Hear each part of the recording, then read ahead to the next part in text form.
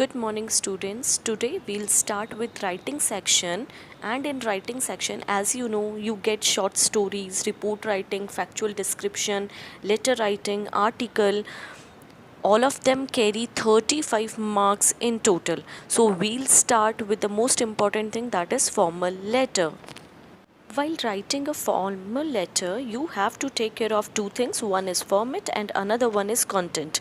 Because if your letter is of 5 marks, format is of 2 marks and content is of 3 marks. So let's start with the format.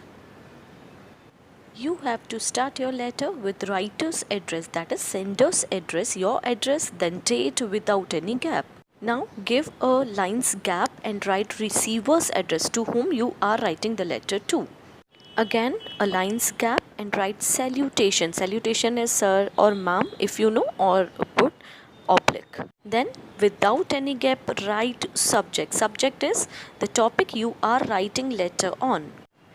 One more thing you have to take care is no need to get confused between the old format and the new format. The old format having writer's address, then receiver's address, then date, subject, then salutation and then body of the letter was old format and is no more in use. So we have to start with the correct format we have studied a few minutes before. Okay, starting with writer's address. Writer's address should be in 3 lines only. 2 sentences are enough. Third one is optional. If you want to write, you can. First one containing your house or street number. Second one containing your area or district. And third one, if you want to write a pin code, it's optional. Do not put any comma after any of the line. It's old fashioned. Then comes your date. Date should be in this format only. Date in TH form, then of, then month, comma, 2018, or whatever date you are writing your examination on, you have to write the same date. Now comes receiver's address in the same format of 3 sentences without any comma, but the difference is first sentence should contain the post you are writing letter to, the second sentence should contain the company's name, and the third sentence should contain the area's name. Now comes your salutation. You can write dear sir or dear ma'am if you know who occupies the seat, or if you don't know the gender, write dear sir / dear ma'am, or simply sir or ma'am can work.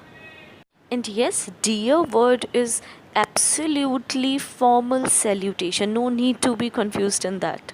Now comes very important part of your letter, that is subject. A subject should be in 3 to 4 words, or if you aren't able to write it in 3 to 4 words, maximum write in 5 to 6 words, not more than that. Subject is the first impression on the teacher who is going to check your copies, because it gives a brief of the body of your letter. Choose wisely what are you selecting, what words are you selecting for the subject. Later on in next video we'll do few examples on letter writing. So content of the letter, body of the letter. So the body of the letter should be in this format only. You have to divide it into 3 paragraphs, main 3 paragraphs. First paragraph should contain introduction of yours and introduction of the subject you are writing the letter on. The second paragraph of at least 5 sentences should contain the different things, like first the reason of the problem you are writing the letter on, then what side effects it is having, what ill effects, then the suggestions how you can remove that. Many a times you better come with a problem like कि हमने सब कुछ लिखा था letter में and teacher hasn't given marks to us. See, there are few rules. You have to write each and every point, like there's for the introduction, there's a marks for the reason, there are 1 mark for the suggestion, 1 mark or half mark for ill effects. So you have to write each and every point to get whole marks. In third paragraph, after writing the ill effects and the suggestions, third paragraph, you have to show your gratitude for the officer who has given his or her precious time to read your letter. And you have to no need to write thanking you. You can write simply thank you, or rather you can write like words like I shall be much obliged if you send me reply as soon as possible, or something like any sentence very close to it, like a simple one. I shall be grateful if you give reply as soon as possible. And last, close your letter, sum up your letter with yours faithfully or yours sincerely or sincerely yours. Yeah, sincerely yours will sound good.